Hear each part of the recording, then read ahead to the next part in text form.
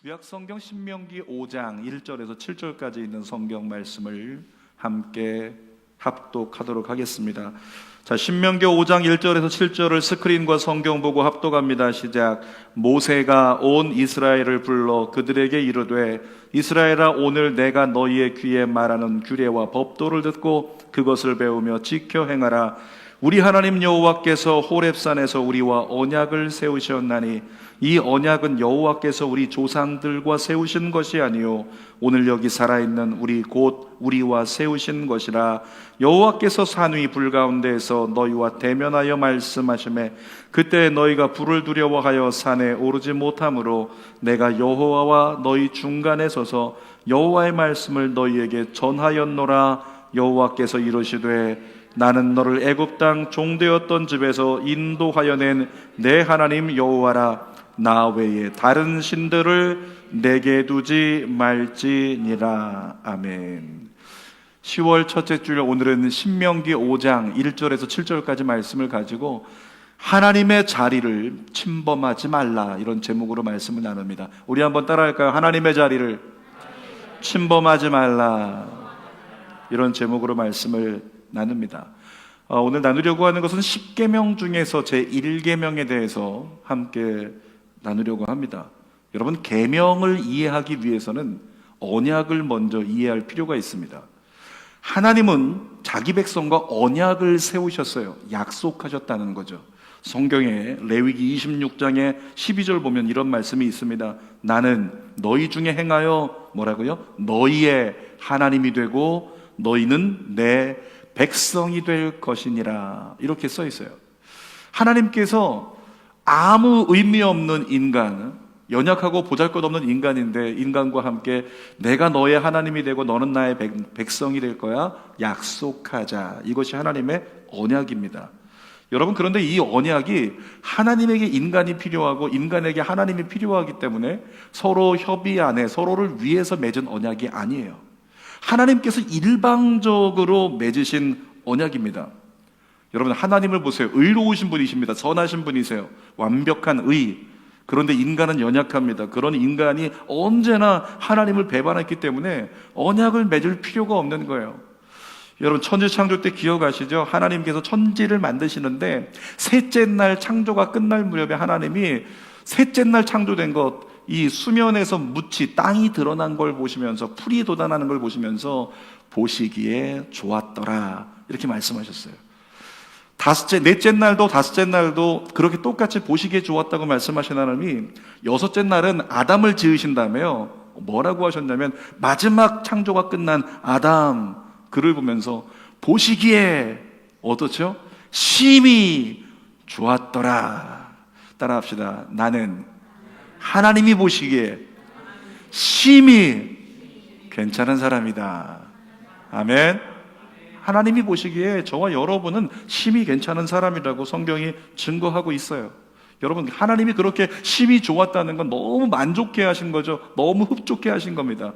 그런데 어떻게 됐습니까? 아담이 범죄한 이후에 그 하나님 보시기에 심히 좋았다는 아담이 하나님을 배반했을 때, 범죄했을 때 우리 하나님의 마음이 어땠겠어요? 엄청나게 실망하셨겠죠.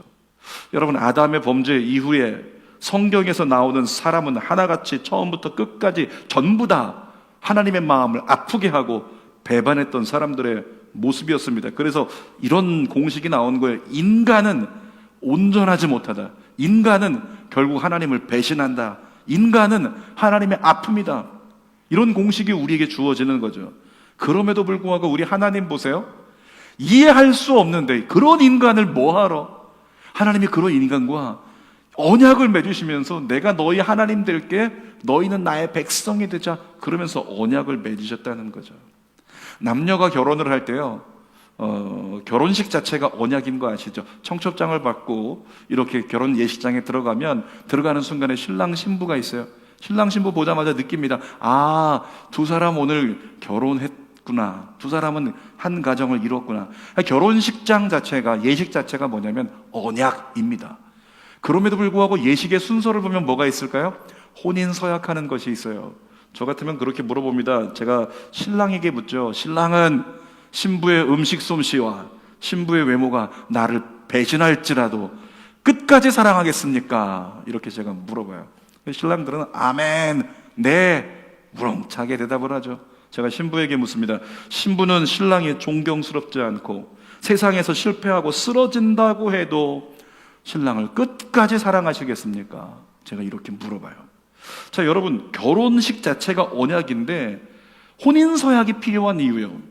이 결혼식이 언약이라면 혼인서약은 신랑과 신부가 지켜나가야 할 계명이다 라고 이야기할 수 있는 겁니다. 그러니까 하나님의 그 인간과 맺으신 언약과 또 하나님이 주신 계명이라는 것을 그런 맥락에서 이해하면 우리에게 좀 가깝게 다가오지 않을까 그런 생각을 해봐요. 자, 신명기 5장 1절을 읽어보겠습니다. 시작. 모세가 온 이스라엘을 불러 그들에게 이르되 이스라엘아, 오늘 내가 너희의 귀에 말하는 규례와 법도를 듣고 그것을 배우며 지켜 행하라.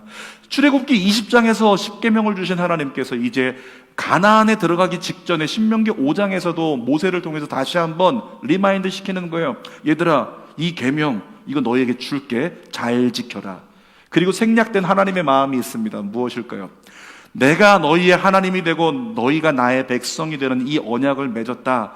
이 언약이 잘 유지되려면 이 계명 잘 지켜야 돼. 이 계명이 지켜져야지만 너와 나의 언약이 영원할 수 있다. 이런 말씀이라고 하는 거죠. 자, 그런데 계명을 몇 가지를 주셨어요? 10가지 주셨잖아요.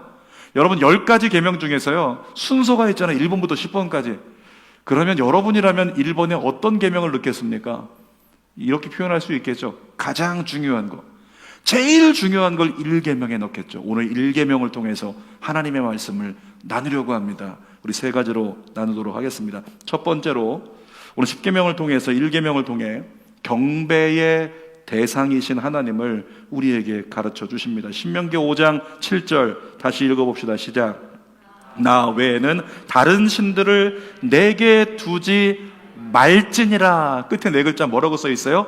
말지니라. 이걸 다시 다른 말로 하면 안 된다, 이런 얘기죠. 근데 여러분, 히브리어는 이 한글 성경에서는 말지니라가 제일 끝에 부정사로 써 있는데 히브리어 성경은 거꾸로 되어 있어요. 그 부정사가 제일 앞으로 옵니다. 거기 쓰인 부정사가 뭐냐면 로라고 하는 부정사예요. 이 로라고 하는 부정사는 어떤 의미냐면 일반적으로 쓰는 부정사가 아니고 이 로는 절대 금지 명령. 뭐라고요? 절대 금지 명령. 절대 안 되는 것. 거기에 쓰인 단어예요. 제가 어렸을 때요, 학교에 가면은 친구 중에서 좀 부러운 친구가 하나 있었어요. 학교 올 때마다 딱지를 가져오는데 이 친구는 학교 올 때마다 항상 새 딱지를 가져와요. 친구들하고 이렇게 게임하다가 친구들 많이 손때 묻은 거 그런 걸 가지고 있는 게 아니라 항상 새 거. 근데 이 친구는 좀 부모님이 잘 사는 집 아이였는데 항상 한 번도 본 적이 없는 신상 딱지를 가져와서 그걸 가지고 자랑을 해요. 근데 어린 마음에 제가 그걸 볼 때 굉장히 부럽더라고요. 그러면서 이런 생각하죠. 나도 좀 저렇게 새 거 가져봤으면 좋겠다. 친구들에게 부러움 좀 받아봤으면 좋겠다. 이런 생각을 했단 말이죠. 그래서 제가 한 번은 생각하기를 안 되겠다. 나도 좀 새 거 한번 사봐야지. 그래서 어머니가 어디엔가 무언가를 넣어두던 장소를 잘 기억해내고 장롱을 엽니다. 그리고 그 장롱 속에다가 손을 넣어보니까 거기서 어머니의 지갑이 나와요. 지갑에서 제가 떨리는 손으로 돈을 꺼내죠. 그리고 모른 척하고 다음날 학교 가면서 학교 앞 문방구에서 딱지, 새거 신상, 한 번도 친구들이 못 본 거 그거 사가지고 가서 흔들면서 자랑했던 기억이 있습니다. 학교에서는 친구들이 와, 한 번만 보여줘 그러면서 얼마나 좋아하는지 몰라요. 집에 가서 어머니에게 걸려가지고 피가 나도록 회초리로 맞았습니다. 그런데 그때요, 저희 어머니가 종아리를 때리시면서 저보고 따라해! 이렇게 말씀하신 두 마디가 있습니다. 이겁니다. 엄마 지갑은, 제가 따라하는 거죠. 엄마 지갑은 절대 안 된다. 절대 안 된다. 이거를 10번 이상을 계속 따라하게 만드는 거예요. 때리면서 엄마 지갑은, 한 대 맞으면 엄마 지갑은, 또 한 대 맞으면 절대 안 된다. 또 맞으면서 엄마 지갑은 절대 안 된다. 그걸 계속 따라하다 보니까 각인이 되잖아요. 엄마 지갑 만지면 이렇게 아프게 맞는다. 아이에게 학습이 되는 거죠. 그래서 그때 그것에 대해서 어머니가 너무 무서워서 그 이후로 어머니 지갑에 손을 댄 적이 없었어요. 여러분, 10계명에서요 하나님이 반복적으로 사용하시는 부정사 로가 계속 나오는데, 이 로가 바로 그런 겁니다. 절대 안 된다, 그건 절대 안 되는 거야, 큰일 나는 거야. 그게 바로 10계명에서 얘기하는 이렇게 하면 안 된다, 이렇게 하지 말지니라, 그런 의미라고 하는 거죠. 자, 쉬운 성경으로요, 신명기 5장 7절을 다시 한번 읽어보겠습니다. 시작. 너희는 나 외에 다른 신들을 섬기지 마라. 뭐 하지 말라고요? 섬기지 말래요. 다른 신을. 하나님이 그러니까 나 외에 다른 신을 두지 말라고 한 것은 신을 섬기지 말라고 한 건데, 여러분 혹시라도 과거에 다른 신을 섬겼던 적 있잖아요. 금색깔로 만든 그 신 섬겼던 분 계시죠? 석굴암인가요? 거기 가서 한참 머물다 나오고 이런 분들. 뭘까요? 우상을 우리가 섬길 때 우상 앞에 가서 엎드려서 절을 해요. 절을 하죠. 자, 성경에 그 얘기가 나오는데, 하나님이 지금 뭐 말씀하시는 거냐면, 나 외에 다른 신을 섬기지 말라는 것은 우상 숭배하지 말라는 말씀이죠. 우상을 숭배하지 마라. 여러분, 인간에게는 두 가지 영역의 우상이 있습니다. 우상 숭배가 두 가지 영역. 그러니까 종교적인 영역에서의 우상 숭배가 있고요, 사회적인 영역에서의 우상 숭배가 있어요. 이 종교적인 영역에서 볼 때는 대부분의 크리스찬들을 보면 우상 숭배하지 않고 하나님 잘 섬기고 있어요.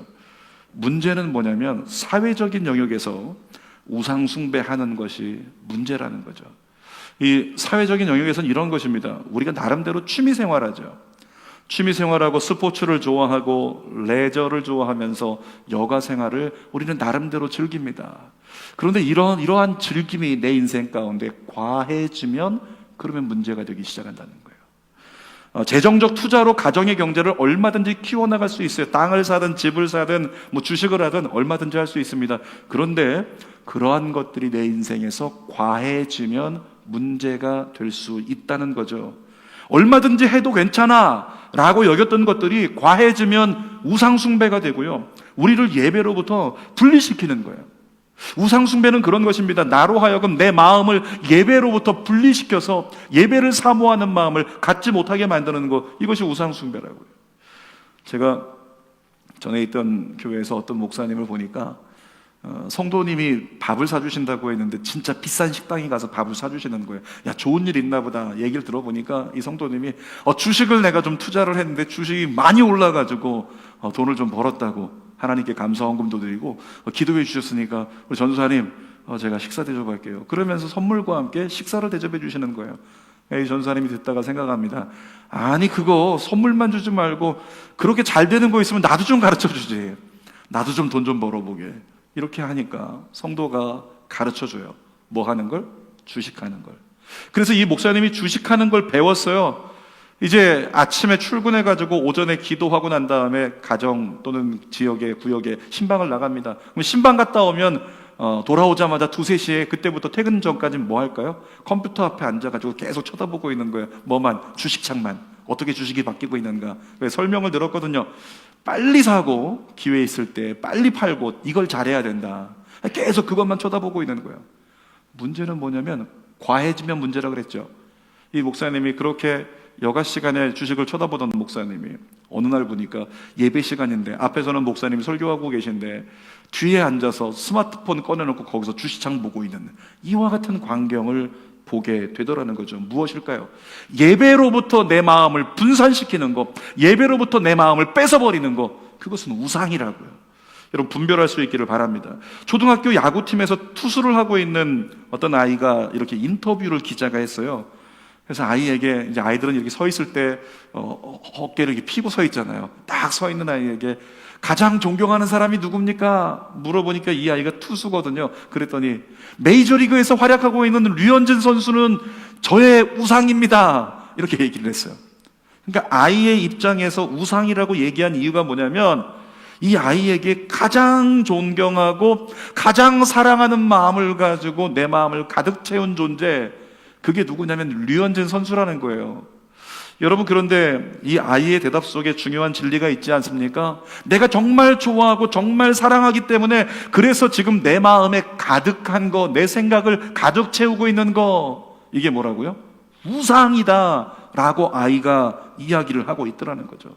사랑하는 여러분, 예배를 사모하지 않는 사람이 있다면, 예배를 사모하는 마음이 내 안에 없다, 여러분, 그것은 자신이 지금 불행하다고 여겨야 된다고요.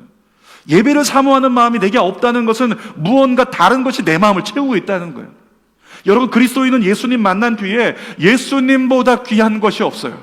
그래서 아이들의 노래를 들어보면 아이들이 천국은 마치라는 찬양을 부르는데, 천국은 마치 밭에 감추인 보화를 갖다가 어떻게 해가지고 집에 가서 땅 팔고 모든 것 팔아가지고 기어이 그 보화가 담긴 밭을 사고야 말 거야. 어떤 것보다 귀한 가치니까 그게 복음이야, 그게 신앙이야, 그게 예수 그리스도야. 아이들이 배우잖아요. 여러분, 그러니까 그것을 느끼는 사람들은 예배가 세상에서 가장 소중한 거죠. 예배를 사모하는 마음이 늘 뜨거운 거죠. 그런데 어느 순간 보니까 예배를 사모하는 마음이, 그 뜨거움이 내 안에 없어요. 여러분, 그것은 증거하고 있는 것입니다. 내가 알지 못하는 가운데 또 다른 우상을 숭배하느라 하나님을 예배하는 이 예배가 나에게는 소원해진 거라고요. 그런 사람이 있다면 간절한 목마름으로 더 예배를 사모할 수 있도록 그 마음을 달라고 하나님께 부르짖어 기도하기를 주님의 이름으로 부탁드립니다. 여러분, 그리스도인이 하나님을 제일 잘 섬기는 방법, 너희는 하나님을 잘 섬겨야 된다, 다른 것은 섬기지 말고 하나님을 잘 섬겨라 말씀하고 있는데, 그리스도인이 하나님을 제일 잘 섬기는 방법이요, 다른 거 없습니다. 마음과 뜻과 힘을 다해 하나님을 예배하는 것입니다. 여러분, 기독교적 가치의 거의 대부분은요, 예배에 집중되어 있어요.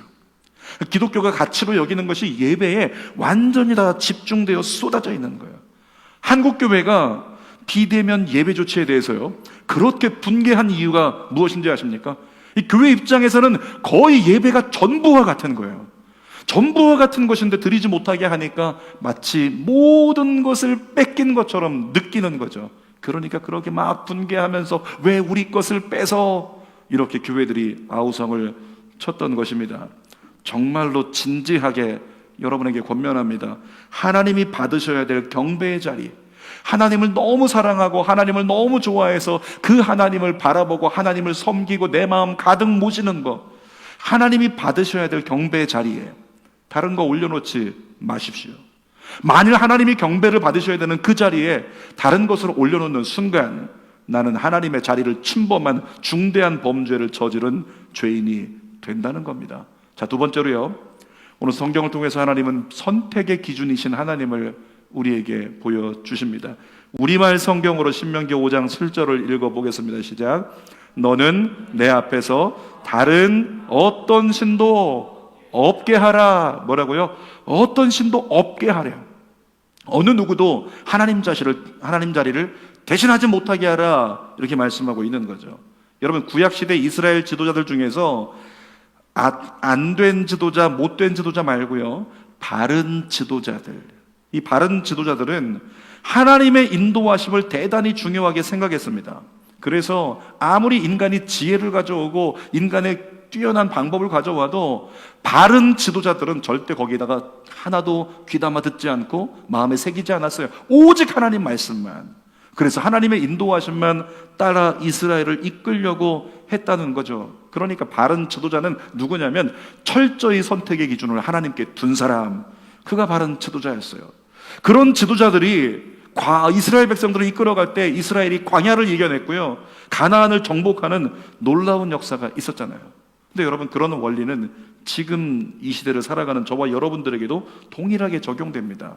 자, 성경은요, 하나님을 누구라고 소개하냐면 왕이라고 이야기합니다. 시편 74편 12절 읽어보겠습니다. 시작. 하나님은 예로부터 나의 왕이시라 사람에게 구원을 베푸셨나이다. 하나님 우리 누구라고요? 왕이시라고요. 자, 또 읽어보겠습니다. 시편 145편 1절입니다. 시작. 왕이신 나의 하나님이여, 내가 주를 높이고 영원히 주의 이름을 송축하리이다. 자, 하나님을 우리의 왕이라고 성경이 소개를 하고 있는 거예요. 여러분, 왕에게 속한 고유한 권한적인 영역이 있어요. 왕만이 누릴 수 있는 영역이 있어요. 그 중에 한 가지가 뭐냐면 왕좌라고 하는 거예요. 왕이 앉는 자리. 여러분, 과거의 고대 사회 속에서 장난으로라도 누군가가 왕좌에 앉았다라고 하면 그는 그 자리에서 처형당해버려요. 거기는 왕만 앉을 수 있는 자리이기 때문에 그런 것입니다. 뿐만 아니라 왕이 가지고 있는 도장이 있죠. 이름 뭐라고 합니까? 옥새라고 하는 것 있고, 그리고 왕만이 행할 수 있는 권세, 그것이 뭐냐면 판결 권한이 있어요. 왕은 어떤 것에 대해서 명령을 내리고 판결을 내릴 권한이 있습니다. 그러니까 왕좌에 앉아서 왕이 뭐 할까요? 나라를 움직일 수 있도록 대신들에게 명령을 합니다. 여봐라, 이렇게 하여라.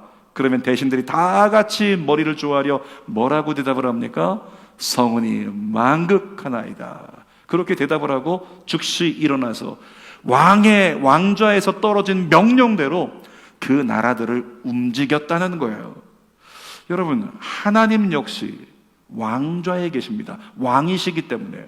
그런데 하나님이 계시는 왕좌를 성경은 뭐라고 얘기하냐면 보좌라고 얘기를 해요. 자, 요한계시록 21장 5절 읽어보겠습니다. 요 보좌에 앉으신 이가 이르시되 보라, 내가 만물을 새롭게 하노라. 그러니까 보좌에 하나님은 앉아 계서 요한계시록이 보여주는 천상의 모습은 큰 빛나는 보좌가 있는데 거기에 하나님만이 앉아 계시는 거예요. 이 보좌에서 하나님이 인생들에게 행하시는 역사가 있습니다. 그래서 우리는 예배 때마다 어떻게 고백하냐면 하나님 보좌 앞으로 나아갑니다, 이렇게 고백을 하죠. 그렇게 찬송을 부르고 보좌 앞에 나가면 무슨 역사가 있는데요. 히브리서 4장 16절에 이렇게 말합니다. 시작. 우리는 긍휼하심을 받고 때를 따라 돕는 은혜를 얻기 위하여 은혜의 보좌 앞으로 담대히 나아갈 것이니라. 그러니까 하나님 계신 보좌라는 것은 그 앞에 나아가면 그때 내가 가장 필요한 하나님의 명령을 받는 순간이에요. 하나님 말씀을 받는 순간이죠. 그래서 그 보좌에서 내게 하달된 명령대로 행하면 하나님의 놀라운 형통을 경험할 수 있도록 인생들에게 허락해 주셨다는 거죠. 여러분, 그런데 하나님의 보좌가 천국에만 있는 건 아닙니다. 천상에만 있는 게 아니에요. 우리 아이들에게 물어봅니다. 우리 하영이 같은 아이들에게 물어봐요. 하영아, 예수님 어디 계시니? 하나님 어디 계셔? 이렇게 물어보죠. 그러면 아이들 뭐라고 대답을 할까요? 아이들이 하나님 제 안에 계세요. 3명 중에 2명 이상의 아이들은 그렇게 대답을 합니다. 하나님 제 안에 계세요. 여러분, 이 아이들이 뭐 하나님하고 영적 교감을 하고 하나님의 음성을 엄청나게 듣고 그래서 하나님이 내가 네 안에 있는 거 보이지, 이렇게 말씀하셔서 그렇게 대답을 할까요? 아닙니다. 그 아이들이 그렇게 대답하는 이유는 뭘까요? 선생님들이 그렇게 가르쳐 줬기 때문에 그러는 거예요. 아이들 붙잡고 선생님들이 얘기하죠. 얘들아, 예수님 어디 계셔? 선생님 따라해봐. 예수님 내 안에, 예수님 내 안에. 그래서 우리의 몸은 뭐니? 우리의 몸은 성전. 그 선생님 다음 주에 가셔서 과음하시고, 뭐 이런 일들이 안타깝게 일어나요. 아이러니한 게 뭐냐면 아이들에게 하나님이 내 안에 계십니다. 그러니 이거 무슨 얘기냐면 내 안에 하나님의 보좌가 있다는 거예요. 이렇게 선생님들은 가르치지만 정작 이 선생님들은 내 안에 계신 하나님을 믿지도 않고 망각하며 살아가는 그런 모습들이 우리의 삶 속에 증거로 드러나게 된다는 거죠. 자, 요한일서 4장 4절 읽어봅시다. 시작. 자녀들아, 너희는 하나님께 속하였고 또 그들을 이기었나니 이는 너희 안에 계신 이가 세상에 있는 자보다 크심이라. 뭐라고 말씀하세요? 너희 안에 있는 자, 누구를 얘기하는 겁니까? 하나님을 얘기하는 거예요. 예수 그리스도를 얘기하는 것입니다. 골로새서 1장 21절도 읽어보겠습니다. 시작. 하나님이 그들로 하여금 이 비밀의 영광이 이방인 가운데서 얼마나 풍성한지를 알게 하려 하심이라. 그 다음에요, 이 비밀은 뭐라고요? 너희 안에 계신 그리스도 신이 곧 영광의 소망이시라. 여러분, 우리에게 맡겨주신 유일한, 세상이 가질 수 없는, 우리에게만 허락된 비밀이 뭐라고요? 예수 그리스도. 아멘. 예수 그리스도가 우리 안에 계신 것, 그것이 비밀이래요. 세상이 가질 수 없는 그 비밀이라고 하는 거죠. 그러니까 성경은 분명히 말합니다. 너희 안에 하나님이 계시다. 다시 말하면 너희 안에 하나님의 보좌가 있다. 우리 한번 방에서도 가정에서도 따라합시다. 내 안에 하나님이 계시고 하나님의 보좌가 있다. 아멘. 여러분, 우리도 삶을 살아가면서 수많은 결정을 내리고 선택을 하며 살아갑니다. 수많은 결정과 선택이 어디로부터 나오냐면 내 마음속에 있는 보좌에서 선택이 나와요. 내 마음속에 있는 보좌에서 결정이 나옵니다. 그것에 따라서 나는 결정하고 선택하고 삶을 살아간다라고 하는 거죠. 비그리스도인과 그리스도인을 구분하는 기준 아십니까? 교회 다니는 사람과 교회 다니지 않는 사람, 교회 다니는 사람은 그리스도인, 교회 다니지 않는 사람은 비그리스도인, 이렇게 구분하는 게 아니에요. 여러분, 비그리스도인과 그리스도인은 이렇게 구분하는 것입니다. 내 삶을 결정하는 내 마음속 보좌에 내가 앉아 있다면, 그래서 내가 선택하고 내가 결정하는 삶을 살아간다면 그 사람은 어쩌면 비그리스도인이다, 아직. 이렇게 얘기할 수 있는 거죠. 반면에 내 마음속 보좌에 누가 계세요? 하나님이 앉아 계시고, 나는 모든 선택과 결정에 하나님께 기도하고 하나님의 오도를 받아서 나는 선택하고 결정하는 삶을 지금 살려고 노력하고 있고 그렇게 살아가고 있다면 그는 누구일까요? 그가 바로 그리스도인이라고 하는 거죠. 사랑하는 여러분, 하나님은 분명히 말씀하셨어요. 자, 다시 한번 신명기 5장 7절 우리말 성경으로 읽어보겠습니다. 너는 내 앞에서 다른 어떤 신도 없게 하라. 너의 삶에 내가 너의 속에, 마음속에 나의 보좌를 두었는데 그 보좌에 나 아닌 다른 이가 어떻게 해라? 절대 없게 해라. 어느 누구도 그 보좌에 앉지 못하게 하라. 하나님 이렇게 우리에게 말씀하고 계신 것입니다. 여러분, 내 삶을 결정하는 내 마음속 보좌를 내가 하나님 대신 침범하는 순간에 우리는 하나님께 중대한 죄를 짓는 것입니다. 기억하세요.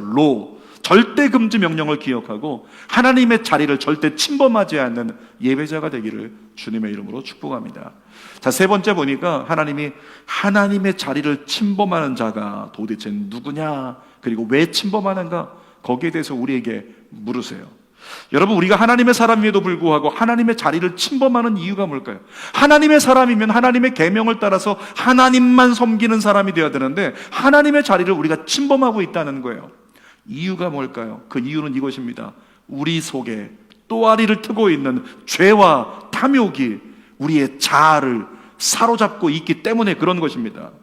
하나님의 자리를 침범하는 것은 분명히 내 인생의 결정권, 선택권을 행사하는 것은 분명히 나라고 하는 사람의 자아잖아요, 표면적으로는. 그런데 하나님은 그것이 내가 한 것이 아니라 내 속에 있는 죄가, 사탄이 내 속에 가져다 준 죄가 그렇게 하는 것이라고 이야기를 합니다.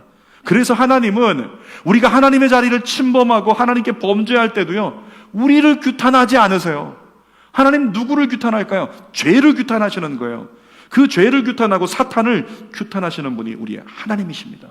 여러분, 인간이 가진 가장 큰 착각이 있습니다. 내가 죄를 이길 수 있다, 이런 착각을 인간이 하고 있다는 것입니다. 그렇지 않습니다. 여러분, 진리는 이것입니다. 인간은 절대로 죄를 이길 수 없습니다. 자, 로마서 3장 10절 볼까요? 로마서 3장 10절 시작. 기록된 바 의인은 없나니 하나도 없으며. 의인이 있대요, 없대요? 하나도 없대요. 여러분, 이 말은 뭐냐면 이 세상에 존재하는 모든 사람들 중에 예수 그리스도를 제외하고 의인은 절대 없다. 다시 말하면 죄를 이길 만한 사람은 아무도 없다, 이런 메시지라고 하는 거죠. 여러분, 의로운 자가 없기 때문에 그렇게 말하는 게 아니고요, 인간의 본질이 무엇입니까? 죄의 종이잖아요. 인간의 본질이 죄의 종이고 죄의 소유물이기 때문에 인간은 죄를 이길 수 없고 인간은 의로울 수가 없다는 사실입니다. 우리 육신을 보세요. 우리가 왜 이런 육신을 입고 있습니까? 젊은 사람은 좀 이렇게 피부가 탱탱하고, 조금 이제 앞에 숫자가 5자로 넘어가면 피부가 늘어지기 시작하고, 7자로 넘어가면 이제 피부가 내 마음을 따르지 않고, 그러면서 점점 노화가 되고 우리는 무엇에 가까워져요? 부음에 가까워진다. 죽음을 얘기하는 거죠. 왜 죽음이라는 게 이 땅 가운데 다가왔어요? 아담의 범죄 때문이잖아요. 아담의 범죄 이전에 에덴 동산에서 하나님이 만드신 그 육체는요, 죽음을 보지 않는 육체예요. 그래서 인간이 범죄했을 때 저주를 받아서 육체가 저주를 받는데 그때부터 인간에게 죽음이라고 하는 것이 다가왔다라고 하는 거죠. 여러분, 죄로 말미암아 저주를 받은 육신을 입고 있는 것, 이것이 인간의 본질입니다. 그래서 인간은 마음으로는 죄를 이기는데 삶으로는, 몸으로는 죄를 이기지 못하는 것, 이것이 인간의 한계예요. 자, 로마서 7장 볼까요? 7장 25절 시작. 우리 주 예수 그리스도로 말미암아 하나님께 감사하리로다. 그런즉 내 자신이 마음으로는 사람의 법을, 육신으로는 죄의 법을 섬기노라. 여러분, 사람들 중에서 정말 시쳇말로 재수없게 말하는 사람들이 있어요. 무언가 이렇게 좀 가르쳐 주려고 하면 그냥 나는 원래 그런 사람이니까 내버려 두세요. 그렇게 살다 죽게. 이렇게 얘기하는 사람 있죠. 이런 사람 시체말로 정말 재수없다. 이렇게 생각을 해요. 여러분, 그런 사람 있으면 뒤통수를 한 대 때려주고 싶습니다. 그런데 우리 자신을 보세요. 우리 스스로가 암묵적으로 그렇게 하나님 앞에 우리를 여기고 있지 않습니까? 우리가 그리스도인이라고 하고 신앙인이라고 하는데 우리 스스로가 나 자신을 향해서 그래, 맞아, 난 원래 죄를 이길 수 없어. 그게 나의 한계야. 그러니까 그냥 연약한 걸 당연하게 여기고 연약한 채로 그대로 내버려두고 살아가려고 하는 것, 이것이 우리 안에 있는 합리화고 우리 안에 연약한 모습이라고 하는 거죠. 난 죄를 이길 수 없다. 인간은 그렇게 말할 수 있습니다. 그것이 인간의 한계이기 때문이죠. 그러나 하나님은 뭐라고 말씀하실까요? 로마서 12장 21절 읽어보겠습니다. 시작. 악에게 지지 말고 선으로 악을 이기라. 한 번 더. 악에게 지지 말고 선으로 악을 이기라. 한 번 더. 악에게 지지 말고 선으로 악을 이기라. 여러분, 하나님은 우리가 악을 이기지 못하는 것, 죄를 이기지 못하는 것 잘 알고 계십니다. 그럼에도 불구하고 우리를 향해서 뭐라고요? 악에게 지지 말고 선으로 악을 이기라고 주님은 단호하게 말씀하세요. 그 이유가 뭘까요? 하나님이 악을 이길 수 있는 선을 우리에게 주셨기 때문이라는 거죠.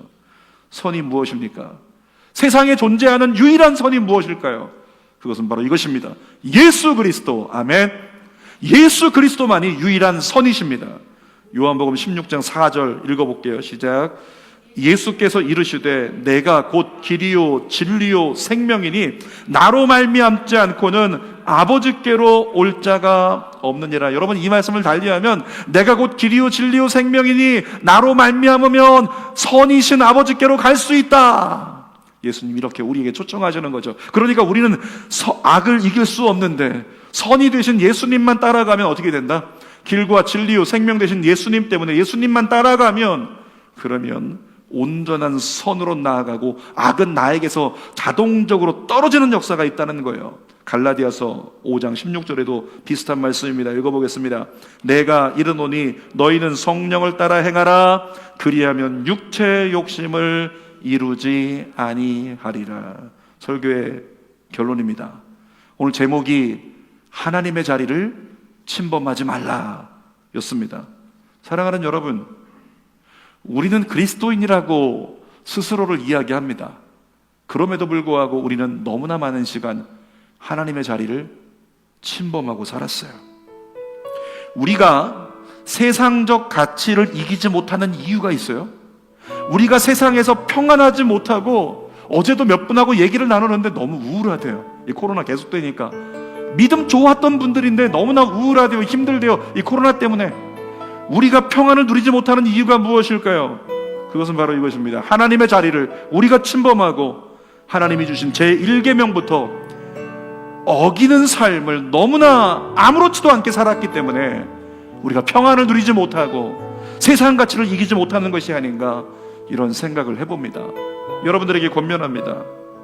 다시 시작합시다.